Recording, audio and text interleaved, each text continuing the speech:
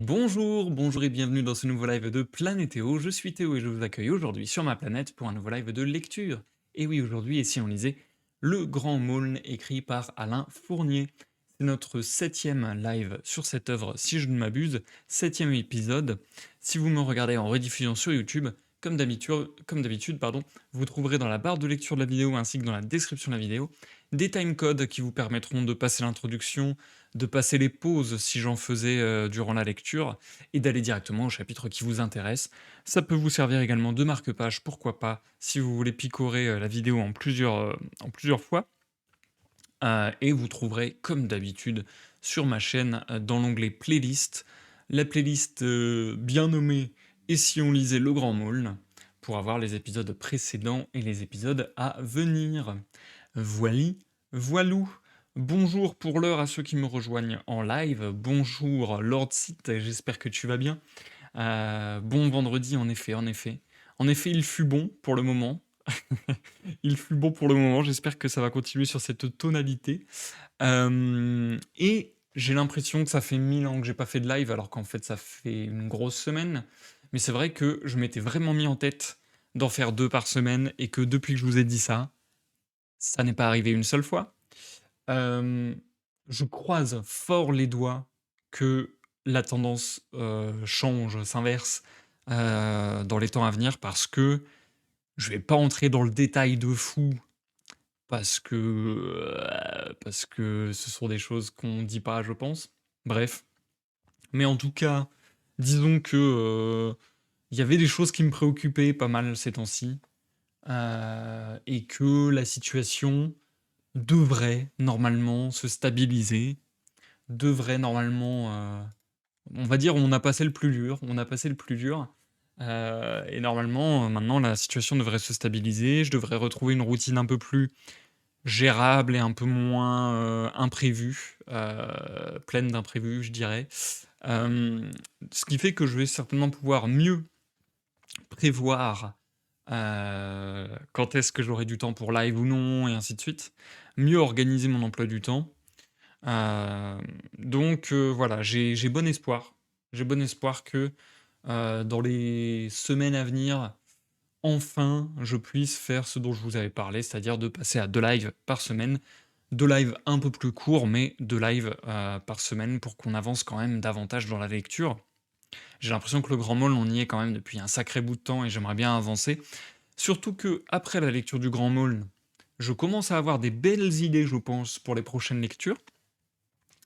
Il va falloir que je me fournisse les bouquins, mais ça ne sera pas pour tout de suite, puisque après la lecture du Grand Maulne, on va surtout essayer, je dis bien essayer parce que c'est pas sûr que mon PC tienne le coup, on va surtout essayer de faire un let's play sur Little Nightmares 3. On avait déjà fait Little Nightmares 1 et 2 en live, c'était très très cool, et du coup j'avais à cœur de faire le 3 en votre compagnie également. Hem, sachant qu'en plus, je suis en train de m'arranger. En fait, j'avais prévu de m'acheter un deuxième écran pour les live gaming et au final, je suis en train de m'arranger avec, une connaissance pour, peut-être, justement avoir un écran, gratuit, on va dire. Un prêt. Donc non, franchement, ça serait giga cool. Ça serait giga cool, ça permettrait d'autres choses. Là, je suis assez hypé. Ces temps-ci, j'arrive quand même, parmi le chaos, qui est ma vie, j'arrive quand même à m'organiser sur certains trucs qui font plaisir. Ces temps-ci, je trouve que j'ai recommencé à jouer un peu de musique, j'ai même recommencé beaucoup à me prendre en vidéo, en train de jouer de la guitare parce que je trouve des compos, je sais pas, ça faisait longtemps que j'avais pas composé en vrai. Et là, je trouve des compos, je m'installe avec ma guitare et je suis en mode: «Tiens, ça sonne bien, ça c'est cool». Donc ouais, je trouve des trucs, je m'amuse de plus en plus. J'ai l'impression qu'il y a un côté un peu, inspiré, créatif qui me manquait depuis super longtemps, qui est en train de revenir par pointillés de ci de là et ça fait tellement du bien. Donc notamment dans la musique, mais même là, par exemple, tout à l'heure, j'ai écrit pour, le scénario d'un jeu de rôle que je vais faire jouer la semaine prochaine. Bref, plein de petites touches comme ça de ouais, de créativité qui se réinvitent dans ma vie et ça fait du bien. Ça fait sacrément du bien. Donc là, je suis plutôt content de la période qui s'annonce. Hem, voilà, vous avez en gros les grandes lignes de ce que vous allez voir bientôt sur Planétéo. La suite et fin de la lecture du Grand Maulne, un essai de gameplay sur Little Nightmares 3 et après ça, certainement, on repassera sur de la lecture et je peux vous dire que ça ne sera pas du roman.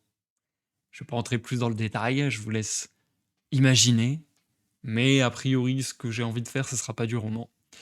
D'ailleurs, à vrai dire, on fera peut-être même un live où on discute des prochaines lectures, parce que j'ai envie de faire du repérage un peu. J'ai envie de faire du repérage un peu comme j'ai pu le faire dans des lives par le passé. Et là, on s'approche très rapidement, très rapidement de la fin d'année. Et il y a toujours ce fameux live que j'ai très envie de faire, le 31 décembre, un peu un genre de bilan de mes découvertes culturelles de l'année, de ce que j'ai aimé, ou pas d'ailleurs, mais en tout cas de ce que j'avais envie de voir, que j'ai vu, et que ce soit en film, en série, en livre que j'ai pu lire, en jeu que j'ai pu jouer, en musique que j'ai pu écouter, bref. Toutes les sorties culturelles de l'année que j'avais notées, voir un peu ce que j'en ai pensé, faire un bilan, on va dire. Et puis, soit dans la foulée le 31, soit le 1er janvier, faire un live de prospective, de prospection, se projeter sur l'année 2026 et essayer de repérer justement les dates des choses, des sorties culturelles qui m'intéressent en 2026. Franchement, pareil, je suis assez hypé parce que j'ai l'impression qu'il y a plein de petits trucs cool qui se réveillent, qui se présentent. Ça me donne très très envie. Ça me donne très très envie de faire ça. Ouais. Là, je sais pas, j'ai l'impression de retrouver un goût de légèreté, un tout petit peu. Je suis quand même beaucoup dans le grave toujours, mais un tout petit peu de légèreté que j'avais perdu. Un tout petit peu de passion, de choses comme ça très positives qui revient, d'excitation, d'émerveillement. Ça fait tellement plaisir. Ça fait tellement plaisir. Bref, voilà, je m'arrête sur ces bonnes paroles. Je vous invite à prendre place, à vaquer à vos occupations en toute quiétude tandis que vous m'écoutez, à prendre à boire et à manger. Santé à tous les amis. Et nous allons nous lancer dans 3 chapitres de la 3e partie du Grand Maulne aujourd'hui. La dernière fois, on s'en était arrêté à un moment très intéressant, je trouve, puisque le narrateur faisait la connaissance de la dame, mademoiselle de Galais, si je ne m'abuse, de la dame qui a bouleversé le Grand Maulne, qu'il n'arrivait pas à retrouver. Le narrateur la retrouve, il se trouve que c'est une connaissance de gens qu'il connaissait, de son oncle, de machin, bref. Et du coup, il est invité, il me semble, par mademoiselle de Galais, et il est en mode j'amène un ami, quoi. Enfin voilà, c'est un truc comme ça, en mode on lui propose d'amener quelqu'un, et du coup il dit qu'il va amener Maulne, et du coup mademoiselle de Galais, elle est en mode what? Ah ouais, c'est même son oncle qui dit bah, tu pourrais amener ton copain Maulne. Et du coup mademoiselle de Galais, elle est en mode ouah, qu'est-ce qui se passe? Je défaillis, et du coup ils se comprennent l'un l'autre. Bref, donc là on en était au moment où le narrateur allait se mettre en route pour vraisemblablement mettre au courant Maulne qu'il a retrouvé la dame de ses rêves en quelque sorte. Très hâte de voir où va aller cette histoire. Très très hâte, je suis vraiment perplexe. J'aime beaucoup l'histoire pour le moment, mais c'est vrai que je suis perplexe parce que la 3e partie, elle est beaucoup plus longue que les 2 premières, et je me demande du coup comment va évoluer l'histoire, vers où elle va aller. Parce qu'elle est quand même beaucoup plus longue que les 2 autres parties, et à la fois, il ne nous reste qu'une petite centaine de pages à lire. Donc oui, je suis très curieux de comment les choses vont s'agencer et se suivre. Bref. Allons-y, trêve de bavardage. Je vous souhaite une bonne écoute, que vous me regardiez en live sur YouTube, en live sur Twitch, pardon. Décidément, j'arrive plus du tout à dire cette phrase. Que vous me regardiez en live sur Twitch ou en rediffusion sur YouTube. Et à dans quelques petites minutes pour la fin de ce live. Je vais enchaîner les 3 chapitres, je pense. On est Tipar. Chapitre 3. Une apparition. Je n'avais jamais fait de longue route Bah déjà, je me gourre. Je sens que là, je suis pas bien pour la lecture. Attendez. Je sens que j'ai le gosier sec.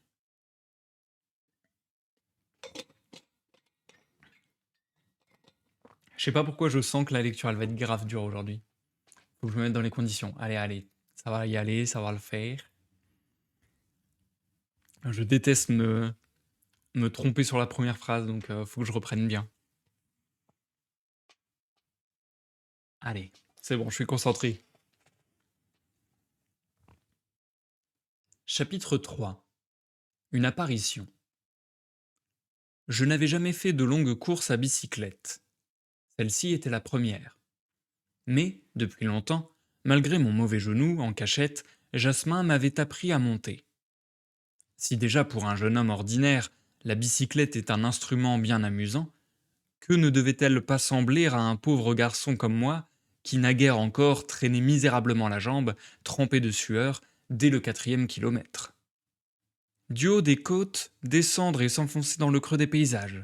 Découvrir comme à coups d'aile les lointains de la route qui s'écartent et fleurissent à votre approche, traverser un village dans l'espace d'un instant et l'emporter tout entier d'un coup d'œil. En rêve seulement, j'avais connu jusque-là course aussi charmante, aussi légère. Les côtes mêmes me trouvaient plein d'entrain, car c'était, il faut le dire, le chemin du pays de Maulne que je buvais ainsi. Un peu avant l'entrée du bourg, me disait Maulne, lorsque jadis il décrivait son village, on voit une grande roue à palettes que le vent fait tourner. Il ne savait pas à quoi elle servait, ou peut-être feignait-il de n'en rien savoir pour piquer ma curiosité davantage. C'est seulement au déclin de cette journée de fin d'août que j'aperçus, tournant au vent dans une immense prairie, la grande roue qui devait monter l'eau pour une métairie voisine. Derrière les peupliers du pré se découvraient déjà les premiers faubourgs. À mesure que je suivais le grand détour que faisait la route pour contourner le ruisseau, le paysage s'épanouissait et s'ouvrait. Arrivé sur le pont, je découvris enfin la grande rue du village. Des vaches paissaient, cachées dans les roseaux de la prairie, et j'entendais leurs cloches tandis que, descendu de bicyclette, les deux mains sur mon guidon, je regardais le pays où j'allais porter une si grave nouvelle. Les maisons, où l'on entrait en passant sur un petit pont de bois, étaient toutes alignées au bord d'un fossé qui descendait la rue, comme autant de barques, voiles carguées, amarrées dans le calme du soir. C'était l'heure où, dans chaque cuisine, on allume un feu. Alors la crainte, et je ne sais quel obscur regret de venir troubler tant de paix, commencèrent à m'enlever tout courage. À point pour aggraver ma soudaine faiblesse, je me rappelai que la tante Moinelle habitait là, sur une petite place de la Ferté-d'Angillon. C'était une de mes grandes tantes. Tous ses enfants étaient morts, et j'avais bien connu Ernest, le dernier de tous, un grand garçon qui allait être instituteur. Mon grand-oncle Moinelle, le vieux greffier, l'avait suivi de près.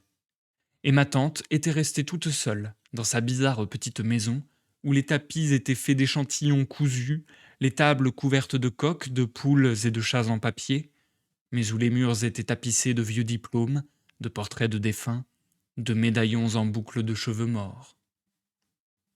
Avec tant de regrets et de deuil, elle était la bizarrerie et la bonne humeur même. Lorsque j'eus découvert la petite place où se tenait sa maison, je l'appelai bien fort par la porte entr'ouverte, et je l'entendis tout au bout des 3 pièces en enfilade pousser un petit cri suraigu. Et là, mon Dieu! Elle renversa son café dans le feu. À cette heure-là, comment pouvait-elle faire du café? Et elle apparut.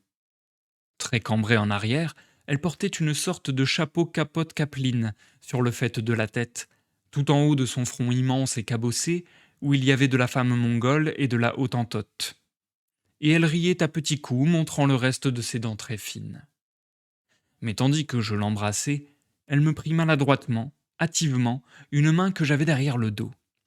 Avec un mystère parfaitement inutile puisque nous étions tous les deux seuls, elle me glissa une petite pièce que je n'osais pas regarder et qui devait être d'1 franc.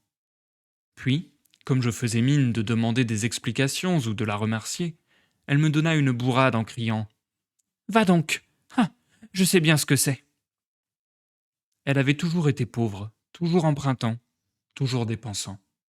« J'ai toujours été bête et toujours malheureuse, disait-elle sans amertume, mais de sa voix de fausset. Persuadée que les sous me préoccupaient comme elle, la brave femme n'attendait pas que j'eusse soufflé pour me cacher dans la main ses très minces économies de la journée. Et par la suite, c'est toujours ainsi qu'elle m'accueillit. Le dîner fut aussi étrange, à la fois triste et bizarre, que l'avait été la réception. Toujours une bougie à portée de la main, tantôt elle l'enlevait, me laissant dans l'ombre, et tantôt la posait sur la petite table couverte de plats et de vases ébréchés ou fendus. Celui-là, disait-elle, les Prussiens lui ont cassé les anses, en 70, parce qu'ils ne pouvaient pas l'emporter. Je me rappelais seulement alors, en revoyant ce grand vase à la tragique histoire, que nous avions dîné et couché là jadis. Mon père m'emmenait dans l'Yonne, chez un spécialiste qui devait guérir mon genou. Il fallait prendre un grand express qui passait avant le jour. Je me souviens du triste dîner de jadis, de toutes les histoires du vieux greffier accoudé devant sa bouteille de boisson rose. Et je me souvenais aussi de mes terreurs. Après le dîner, assise devant le feu, ma grand-tante avait pris mon père à part pour lui raconter une histoire de revenant. Je me retourne. Ah, mon pauvre Louis, qu'est-ce que je vois? Une petite femme grise. Elle passait pour avoir la tête farcie de ces sornettes terrifiantes. Et voici que ce soir-là, le dîner fini, lorsque, fatigué par la bicyclette, je fus couché dans la grande chambre avec une chemise de nuit à carreaux de l'oncle Moinel, elle vint s'asseoir à mon chevet et commença de sa voix la plus mystérieuse et la plus pointue. Mon pauvre François, il faut que je te raconte à toi ce que je n'ai jamais dit à personne. Je pensais, mon affaire est bonne, me voilà terrorisé pour toute la nuit, comme il y a 10 ans. Et j'écoutais. Elle hochait la tête, regardant droit devant soi comme si elle se fût raconté l'histoire à elle-même. Je revenais d'une fête avec Moinel. C'était le premier mariage où nous allions tous les deux, depuis la mort de notre pauvre Ernest, et j'y avais rencontré ma sœur Adèle, que je n'avais pas vue depuis 4 ans. Un vieil ami de Moinel, très riche, l'avait invité à la noce de son fils, au domaine des Sablonnières. Nous avions loué une voiture. Cela nous avait coûté bien cher. Nous revenions sur la route vers 7 heures du matin, en plein hiver. Le soleil se levait. Il n'y avait absolument personne. Qu'est-ce que je vois tout d'un coup devant nous, sur la route? Un petit homme, un petit jeune homme, arrêté, beau comme le jour, qui ne bougeait pas, qui nous regardait venir. À mesure que nous approchions, nous distinguions sa jolie figure si blanche, si jolie que cela faisait peur. Je prends le bras de Moinel, je tremblais comme la feuille. Je croyais que c'était le bon Dieu. Je lui dis « Regarde, c'est une apparition ». Il me répond tout bas, furieux « Je l'ai bien vu, tais-toi donc, vieille bavarde ». Il ne savait que faire lorsque le cheval s'est arrêté. De près, cela avait une figure pâle, le front en sueur, un béret sale et un pantalon long. Nous entendîmes sa voix douce qui disait « Je ne suis pas un homme, je suis une jeune fille, je me suis sauvée et je n'en puis plus. Voulez-vous bien me prendre dans votre voiture, monsieur et madame ?» Aussitôt nous l'avons fait monter. À peine assise, elle a perdu connaissance. Et devines-tu à qui nous avions affaire? C'était la fiancée du jeune homme des Sablonnières, Franz de Gallet, chez qui nous étions invités aux noces. Mais il n'y a pas eu de noces, dis-je, puisque la fiancée s'est sauvée. Eh bien non, fit-elle toute penaude en me regardant. Il n'y a pas eu de noces, puisque cette pauvre folle s'était mis dans la tête 1000 folies qu'elle nous a expliquées. C'était une des filles d'un pauvre tisserand. Elle était persuadée que tant de bonheur était impossible, que le jeune homme était trop jeune pour elle, que toutes les merveilles qu'il lui décrivait étaient imaginaires, et lorsqu'enfin Franz est venu la chercher, Valentine a pris peur. Il se promenait avec elle et sa sœur dans le jardin de l'archevêché à Bourges, malgré le froid et le grand vent. Le jeune homme, par délicatesse certainement, et parce qu'il aimait la cadette, était plein d'attention pour l'aîné. Alors ma folle s'est imaginé je ne sais quoi. Elle a dit qu'elle allait chercher un fichu à la maison. Et là, pour être plus sûre de n'être pas suivie, elle a revêtu des habits d'homme et s'est enfuie à pied sur la route de Paris. Son fiancé a reçu d'elle une lettre où elle lui déclarait qu'elle allait rejoindre un jeune homme qu'elle aimait. Et ce n'était pas vrai. Je suis plus heureuse de mon sacrifice, me disait-elle, que si j'étais sa femme.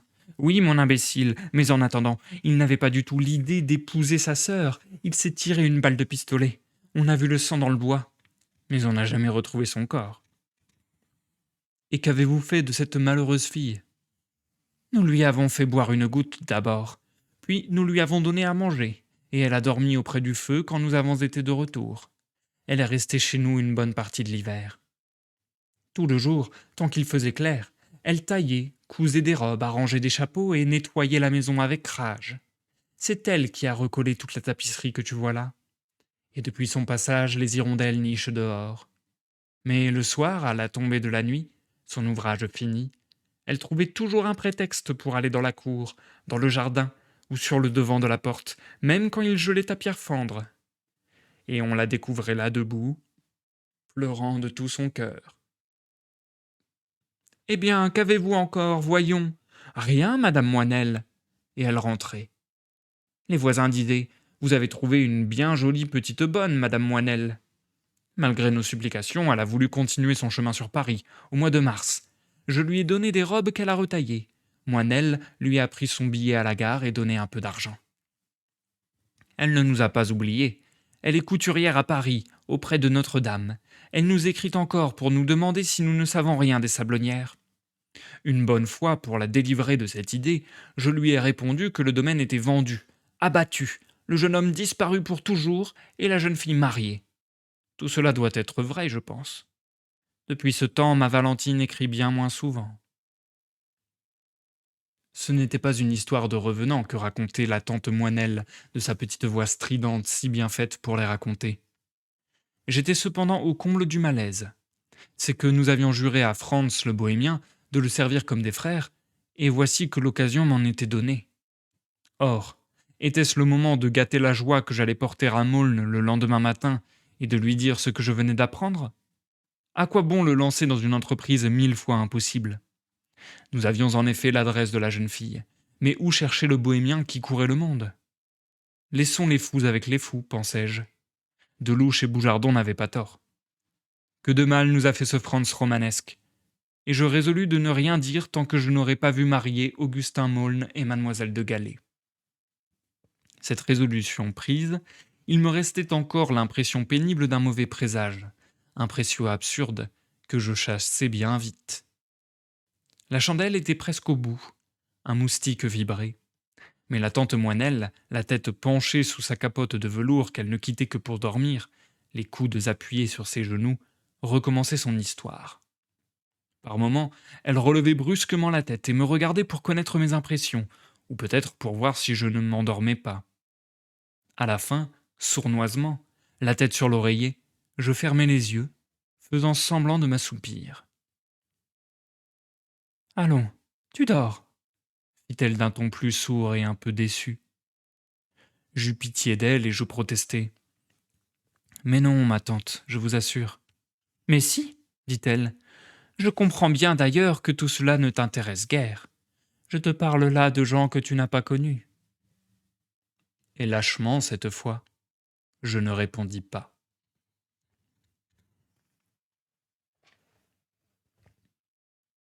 Chapitre 4. La grande nouvelle. Il faisait le lendemain matin, quand j'arrivai dans la grande-rue, un si beau temps de vacances, un si grand calme, et sur tout le bourg passaient des bruits si paisibles, si familiers, que j'avais retrouvé toute la joyeuse assurance d'un porteur de bonnes nouvelles. Augustin et sa mère habitaient l'ancienne maison d'école. À la mort de son père, retraité depuis longtemps et qu'un héritage avait enrichi, Maulne avait voulu qu'on achetât l'école où le vieil instituteur avait enseigné pendant 20 années, où lui-même avait appris à lire. Non pas qu'elle fût d'aspect fort aimable, c'était une grosse maison carrée comme une mairie qu'elle avait été. Les fenêtres du rez-de-chaussée qui donnaient sur la rue étaient si hautes que personne n'y regardait jamais. Et la cour de derrière, où il n'y avait pas un arbre et dont un haut préau barrait la vue sur la campagne, était bien la plus sèche et la plus désolée cour d'école abandonnée que j'aie jamais vue. Dans le couloir compliqué où s'ouvraient 4 portes, je trouvai la mère de Maulne, rapportant du jardin un gros paquet de linge, qu'elle avait dû mettre sécher dès la première heure de cette longue matinée de vacances. Ses cheveux gris étaient à demi défaits. Des mèches lui battaient la figure. Son visage régulier sous sa coiffure ancienne était bouffi et fatigué, comme par une nuit de veille. Et elle baissait tristement la tête d'un air songeur. Mais, m'apercevant soudain, Elle me reconnut et sourit. Vous arrivez à temps, dit-elle. Voyez, je rentre le linge que j'ai fait sécher pour le départ d'Augustin. J'ai passé la nuit à régler ses comptes et à préparer ses affaires. Le train part à 5 heures, mais nous arriverons à tout apprêter. On eût dit, tant elle montrait d'assurance, qu'elle-même avait pris cette décision. Or, sans doute, ignorait elle-même où Maulne devait aller. Montez, dit-elle, vous le trouverez dans la mairie en train d'écrire. En hâte, je grimpai l'escalier, ouvris la porte de droite où l'on avait laissé l'écriteau mairie, et me trouvai dans une grande salle à 4 fenêtres, 2 sur le bourg, 2 sur la campagne, ornée au mur des portraits jaunis des présidents Grévy et Carnot. Sur une longue estrade qui tenait tout le fond de la salle, il y avait encore, devant une table à tapis vert, les chaises des conseillers municipaux. Au centre, assis sur un vieux fauteuil qui était celui du maire, Maulne écrivait, trempant sa plume au fond d'un encrier de faïence démodé en forme de cœur. Dans ce lieu qui semblait fait pour quelque rentier de village, Maulne se retirait, quand il ne battait pas la contrée, durant les longues vacances. Il se leva dès qu'il m'eut reconnu, mais non pas avec la précipitation que j'avais imaginée. Sorel, dit-il seulement, d'un air de profond étonnement. C'était le même grand gars au visage osseux, à la tête rasée. Une moustache inculte commençait à lui traîner sur les lèvres. Toujours ce même regard loyal. Mais sur l'ardeur des années passées, on croyait voir comme un voile de brume, que par instants sa grande passion de jadis dissipait. Il paraissait très troublé de me voir. D'un bond, j'étais monté sur l'estrade. Mais, chose étrange à dire, il ne songea pas même à me tendre la main. Il s'était tourné vers moi, les mains derrière le dos, appuyé contre la table, renversé en arrière, et l'air profondément gêné. Déjà, me regardant sans me voir, il était absorbé par ce qu'il allait me dire. Comme autrefois et comme toujours, homme lent a commencé de parler, ainsi que sont les solitaires, les chasseurs et les hommes d'aventure, il avait pris une décision sans se soucier des mots qu'il faudrait pour l'expliquer. Et maintenant que j'étais devant lui, il commençait seulement à ruminer péniblement les paroles nécessaires.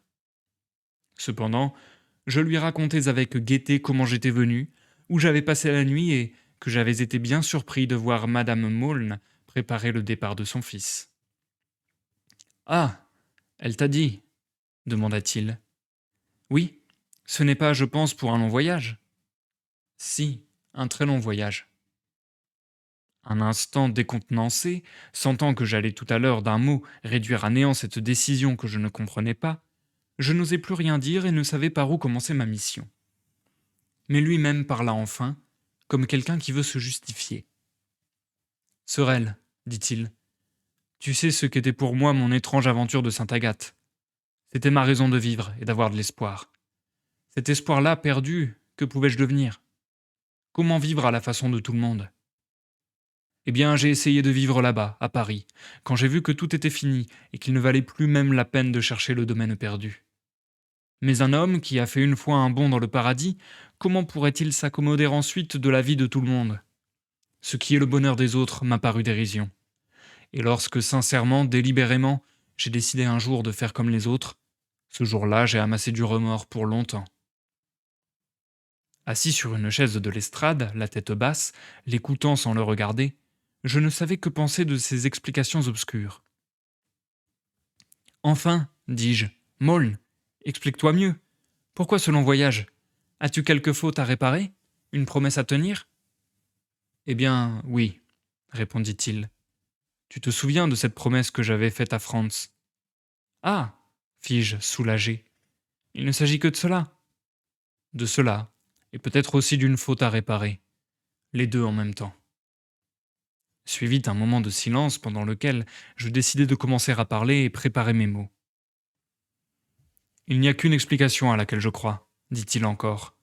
Certes, j'aurais voulu revoir une fois mademoiselle de Galais, seulement la revoir. Mais j'en suis persuadé maintenant, lorsque j'avais découvert le domaine sans nom, j'étais à une hauteur, à un degré de perfection et de pureté, que je n'atteindrai jamais plus. Dans la mort seulement, comme je te l'écrivais un jour, je retrouverai peut-être la beauté de ce temps-là. Il changea de ton pour reprendre avec une animation étrange, en se rapprochant de moi. Mais écoute, Sorel, Cette intrigue nouvelle et ce grand voyage, cette faute que j'ai commise et qu'il faut réparer, c'est, en un sens, mon ancienne aventure qui se poursuit. Un temps, pendant lequel péniblement il essaya de ressaisir ses souvenirs, j'avais manqué l'occasion précédente. Je ne voulais pour rien au monde laisser passer celle-ci. Et cette fois je parlais, trop vite, car je regrettais amèrement plus tard de n'avoir pas attendu ses aveux. Je prononçai donc ma phrase, qui était préparée pour l'instant d'avant, mais qui n'allait plus maintenant. Je dis sans un geste, à peine en soulevant un peu la tête. Et si je venais t'annoncer que tout espoir n'est pas perdu? Il me regarda, puis, détournant brusquement les yeux, rougit comme je n'ai jamais vu quelqu'un rougir. Une montée de sang qui devait lui cognir à grands coups dans les tempes. Que veux-tu dire? Demanda-t-il enfin, à peine distinctement. Alors, tout d'un trait, je racontai ce que je savais, ce que j'avais fait, et comment, la face des choses ayant tourné, il semblait presque que ce fût Yvonne de Galais qui m'envoya vers lui. Il était maintenant affreusement pâle. Durant tout ce récit qu'il écoutait en silence, la tête un peu rentrée, dans l'attitude de quelqu'un qu'on a surpris et qui ne sait comment se défendre, se cacher ou s'enfuir, il ne m'interrompit, je me rappelle, qu'une seule fois. Je lui racontai, en passant, que toutes les sablonnières avaient été démolies et que le domaine d'autrefois n'existait plus. Ah, dit-il, tu vois, comme s'il eût guetté une occasion de justifier sa conduite et le désespoir où il avait sombré. Tu vois, il n'y a plus rien. Pour terminer, persuadé qu'enfin l'assurance de tant de facilité emporterait le reste de sa peine, je lui racontai qu'une partie de campagne était organisée par mon oncle Florentin, que mademoiselle de Galais devait y venir à cheval, et que lui-même était invité. Mais il paraissait complètement désemparé, et continuait à ne rien répondre. « Il faut tout de suite décommander ton voyage, dis-je avec impatience. Allons avertir ta mère. Et comme nous descendions tous les deux, cette partie de campagne, me demanda-t-il avec hésitation. Alors vraiment, il faut que j'y aille. Mais voyons, répliquai-je, cela ne se demande pas. Il avait l'air de quelqu'un qu'on pousse par les épaules. En bas, Augustin avertit Madame Maulne que je déjeunerais avec eux, dînerais, coucherais là et que, le lendemain, lui-même louerait une bicyclette et me suivrait au vieux Nancy. Ah, très bien, fit-elle, en hochant la tête, comme si ces nouvelles eussent confirmé toutes ses prévisions. Je m'assis dans la petite salle à manger, sous les calendriers illustrés, les poignards ornementés et les outres soudanaises qu'un frère de M. Maulne, ancien soldat d'infanterie de marine, avait rapporté de ses lointains voyages. Augustin me laissa là un instant, avant le repas, et, dans la chambre voisine, où sa mère avait préparé ses bagages, je l'entendis qui lui disait, en baissant un peu la voix, de ne pas défaire sa malle, car son voyage pouvait être seulement retardé.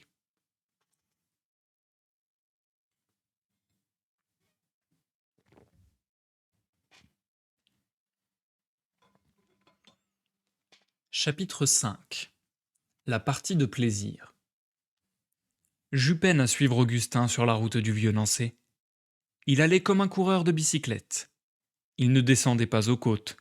À son inexplicable hésitation de la veille avait succédé une fièvre, une nervosité, un désir d'arriver au plus vite qui ne laissait pas de m'effrayer un peu. Chez mon oncle, il montra la même impatience. Il parut incapable de s'intéresser à rien jusqu'au moment où nous fûmes tous installés en voiture, vers 10 heures le lendemain matin, et prêts à partir pour les bords de la rivière. On était à la fin du mois d'août, au déclin de l'été. Déjà les fourreaux vides des châtaigniers jaunis commençaient à joncher les routes blanches. Le trajet n'était pas long. La ferme des Aubiers, près du Cher où nous allions, ne se trouvait guère qu'à 2 kilomètres au-delà des Sablonnières. De loin en loin, nous rencontrions d'autres invités en voiture, et même des jeunes gens à cheval, que Florentin avait conviés audacieusement au nom de M. de Galais. On s'était efforcé, comme jadis, de mêler riches et pauvres, châtelains et paysans. C'est ainsi que nous vîmes arriver à bicyclette Jasmin de Louche, qui, grâce au garde baladier, avait fait naguère la connaissance de mon oncle. « Et voilà, dit Maulne en apercevant, celui qui tenait la clé de tout, pendant que nous cherchions jusqu'à Paris. C'est à désespérer. » Chaque fois qu'il le regardait, sa rancune en était augmentée. L'autre, qui s'imaginait au contraire avoir droit à toute notre reconnaissance, escorta notre voiture de très près, jusqu'au bout. On voyait qu'il avait fait, misérablement, sans grand résultat, des frais de toilette, et les pans de sa jaquette élimée battaient le garde-crotte de son vélocipède. Malgré la contrainte qu'il s'imposait pour être aimable, sa figure vieillotte ne parvenait pas à plaire. Il m'inspirait plutôt à moi une vague pitié. Mais de qui n'aurais-je pas eu pitié durant cette journée-là? Je ne me rappelle jamais cette partie de plaisir sans un obscur regret, comme une sorte d'étouffement. Je m'étais fait de ce jour tant de joie à l'avance. Tout paraissait si parfaitement concerté pour que nous soyons heureux. Et nous l'avons été si peu. Que les bords du Cher étaient beaux pourtant. Sur la rive où l'on s'arrêta, le coteau venait finir en pente douce, et la terre se divisait en petits prés verts, en saulaies séparés par des clôtures, comme autant de jardins minuscules. De l'autre côté de la rivière, les bords étaient formés de collines grises abruptes, rocheuses, et sur les plus lointaines on découvrait, parmi les sapins, de petits châteaux romantiques avec une tourelle. Au loin, par instant, on entendait aboyer la meute du château de Préverange. Nous étions arrivés en ce lieu par un dédale de petits chemins, tantôt hérissés de cailloux blancs, tantôt remplis de sable, chemins qu'aux abords de la rivière les sources vives transformaient en ruisseaux. Au passage, les branches des groseilliers sauvages nous agrippaient par la manche. Et tantôt nous étions plongés dans la fraîche obscurité des fonds de ravins, tantôt au contraire, les haies interrompues nous baignions dans la claire lumière de toute la vallée. Au loin, sur l'autre rive, quand nous approchâmes, un homme accroché au roc d'un geste lent tendait des cordes à poissons. Qu'il faisait beau, mon Dieu! Nous nous installâmes sur une pelouse, dans le retrait que formait un taillis de bouleaux. C'était une grande pelouse rase, où il semblait qu'il y eût place pour des jeux sans fin. Les voitures furent dételées, les chevaux conduits à la ferme des aubiers. On commença à déballer les provisions dans le bois et à dresser sur la prairie de petites tables pliantes que mon oncle avait apportées. Il fallut à ce moment des gens de bonne volonté pour aller à l'entrée du grand chemin voisin, guetter les derniers arrivants et leur indiquer où nous étions. Je m'offris aussitôt. Maulne me suivit, et nous allâmes nous poster près du pont suspendu au carrefour de plusieurs sentiers et du chemin qui venait des Sablonnières. Marchant de long en large, parlant du passé, tâchant tant bien que mal de nous distraire, nous attendions. Il arriva encore une voiture du vieux Nancé, des paysans inconnus avec une grande fille enrubannée. Puis plus rien. Si, 3 enfants dans une voiture à âne, les enfants de l'ancien jardinier des Sablonnières. Il me semble que je les reconnais, dit Moln. Ce sont eux, je crois bien, qui m'ont pris par la main, jadis, le premier soir de la fête, et m'ont conduit au dîner. Mais à ce moment, l'âne ne voulant plus marcher, les enfants descendirent pour le piquer, le tirer, cogner sur lui tant qu'ils purent. Alors Moln, déçu, prétendit s'être trompé. Je leur demandai s'ils avaient rencontré sur la route monsieur et mademoiselle de Galais. L'un d'eux répondit qu'il ne savait pas. L'autre, je pense que oui, monsieur. Et nous ne fûmes pas plus avancés. Ils descendirent enfin vers la pelouse, les uns tirant l'ânon par la bride, les autres poussant derrière la voiture. Nous reprîmes notre attente. Moln regardait fixement le détour du chemin des Sablonnières, guettant avec une sorte d'effroi la venue de la jeune fille qu'il avait tant cherchée jadis. Un énervement bizarre et presque comique qu'il passait sur Jasmin s'était emparé de lui. Du petit talus où nous étions grimpés pour voir au loin le chemin, nous apercevions sur la pelouse en contrebas un groupe d'invités où de louches essayaient de faire bonne figure. Regarde-le pérorer, cet imbécile, me disait Moln, et je lui répondais mais laisse-le, il fait ce qu'il peut, le pauvre garçon. Augustin ne désarmait pas. Là-bas, un lièvre ou un écureuil avait dû déboucher d'un fourré. Jasmin, pour assurer sa contenance, fit mine de le poursuivre. Allons bon, il court maintenant, fit Moln, comme si vraiment cette audace-là dépassait toutes les autres. Et cette fois je ne pus m'empêcher de rire. Moln aussi, mais ce ne fut qu'un éclair. Après un nouveau quart d'heure, si elle ne venait pas, dit-il. Je répondis, mais puisqu'elle a promis, sois donc plus patient. Il recommença de guetter. Mais à la fin, incapable de supporter plus longtemps cette attente intolérable, écoute-moi, dit-il, Je redescends avec les autres. Je ne sais ce qu'il y a maintenant contre moi, mais si je reste là, je sens qu'elle ne viendra jamais. Qu'il est impossible qu'au bout de ce chemin tout à l'heure elle apparaisse. Et il s'en alla vers la pelouse, me laissant tout seul. Je fis quelques 100 mètres sur la petite route pour passer le temps. Et au premier détour, j'aperçus Yvonne de Galais, montée en Amazone sur son vieux cheval blanc, si fringant ce matin-là, qu'elle était obligée de tirer sur les rênes pour l'empêcher de trotter. À la tête du cheval, péniblement, en silence, marchait monsieur de Galais. Sans doute ils avaient dû se relayer sur la route, chacun un tour de rôle se servant de la vieille monture. Quand la jeune fille me vit tout seul, elle sourit, sauta prestement à terre, et confiant les rênes à son père, se dirigea vers moi qui accourais. Je suis bien heureuse, dit-elle, de vous trouver seul, car je ne veux montrer à personne qu'à vous le vieux Bélisaire, ni le mettre avec les autres chevaux. Il est trop laid et trop vieux d'abord, puis je crains toujours qu'il ne soit blessé par un autre. Or je n'ose monter que lui, et, quand il sera mort, je n'irai plus à cheval. Chez mademoiselle de Galais, comme chez Maulne, je sentais sous cette animation charmante, sous cette grâce en apparence si paisible, de l'impatience et presque de l'anxiété. Elle parlait plus vite qu'à l'ordinaire. Malgré ses joues et ses pommettes roses, il y avait autour de ses yeux, à son front, par endroits, une pâleur violente où se lisait tout son trouble. Nous convînmes d'attacher Bélisaire à un arbre, dans un petit bois proche de la route. Le vieux monsieur de Galais, sans me dire comme toujours, sortit le licol des fontes et attacha la bête, un peu bas à ce qu'il me sembla. De la ferme, je promis d'envoyer tout à l'heure du foin, de l'avoine, de la paille. Et mademoiselle de Galais arriva sur la pelouse comme jadis, je l'imagine. Elle descendit vers la berge du lac lorsque Maulne l'aperçut pour la première fois.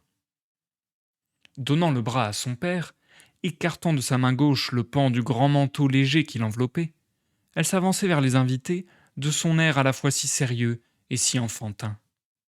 Je marchais auprès d'elle. Tous les invités éparpillés ou jouant au loin s'étaient dressés et rassemblés pour l'accueillir. Il y eut un bref instant de silence pendant lequel chacun la regarda s'approcher. Maulne s'était mêlé au groupe des jeunes hommes et rien ne pouvait le distinguer de ses compagnons, sinon sa haute taille. Encore y avait-il là des jeunes gens presque aussi grands que lui. Il ne fit rien qui pût le désigner à l'attention, pas un geste, ni un pas en avant. Je le voyais, vêtu de gris, immobile, regardant fixement, comme tous les autres, la si belle jeune fille qui venait. À la fin, pourtant, d'un mouvement inconscient et gêné, il avait passé sa main sur sa tête nue, comme pour cacher au milieu de ses compagnons aux cheveux bien peignés sa rude tête rasée de paysan. Puis le groupe entoura mademoiselle de Galais. On lui présenta les jeunes filles et les jeunes gens qu'elle ne connaissait pas. Le tour allait venir de mon compagnon, et je me sentais aussi anxieux qu'il pouvait l'être. Je me disposais à faire moi-même cette présentation. Mais avant que j'eusse pu rien dire, la jeune fille s'avançait vers lui avec une décision et une gravité surprenantes. « Je reconnais Augustin Maulne, dit-elle, et elle lui tendit la main.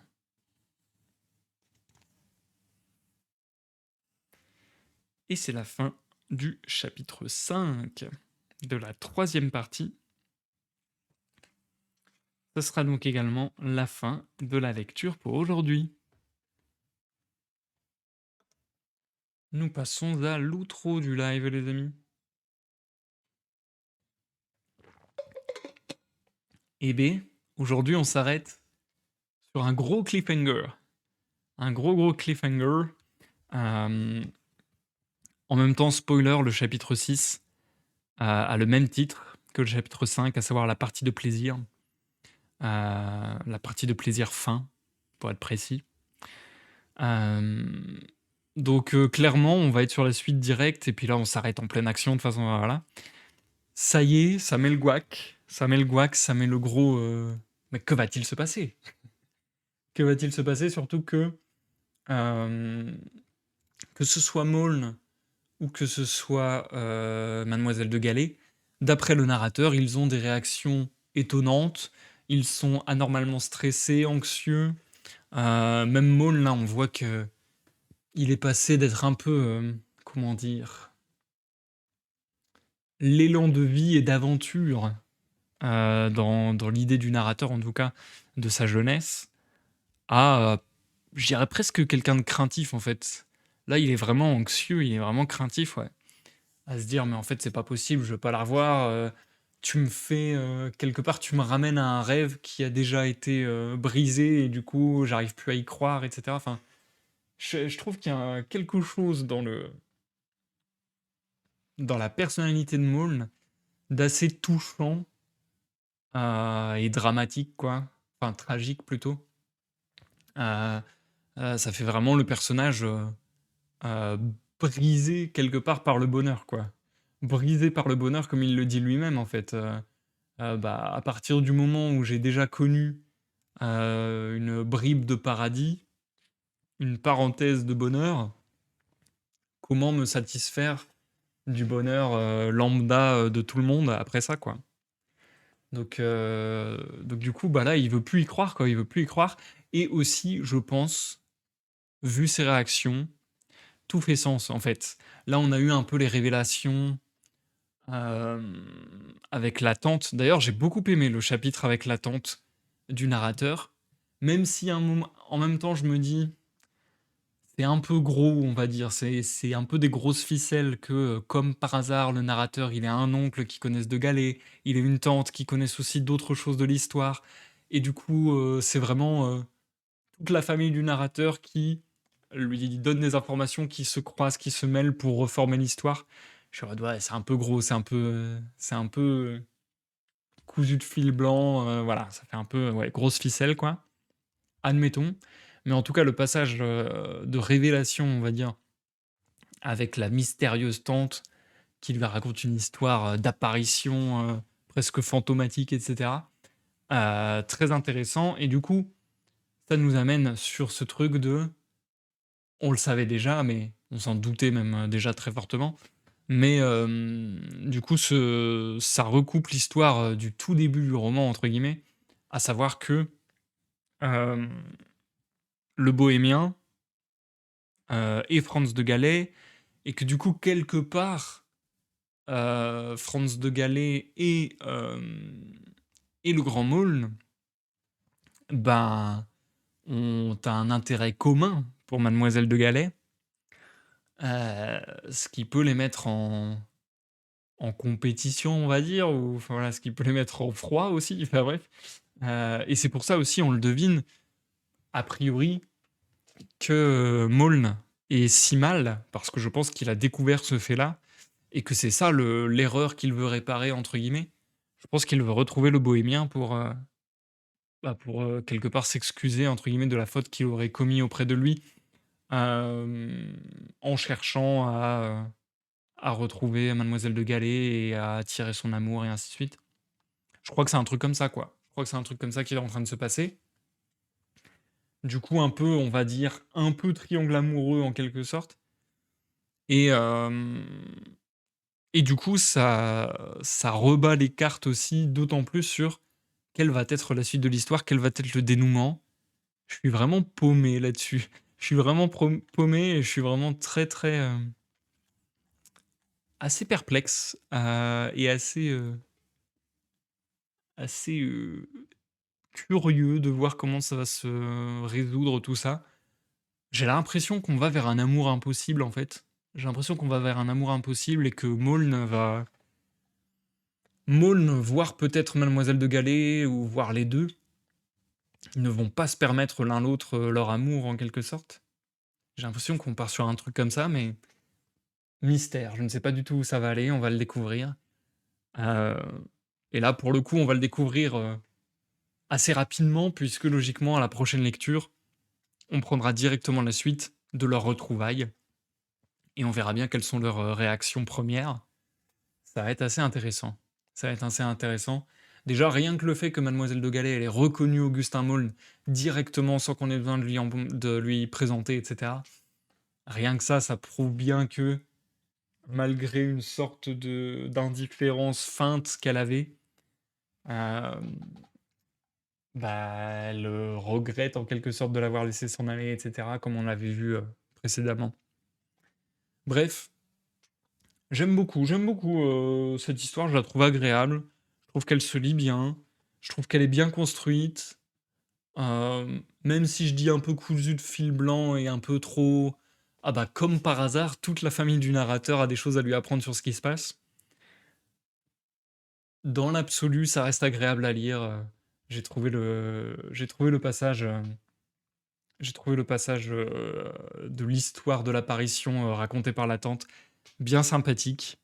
J'ai bien aimé aussi, simplement la manière dont était écrite, le personnage de la tante. Non, franchement, ça marche bien. Ça marche très bien.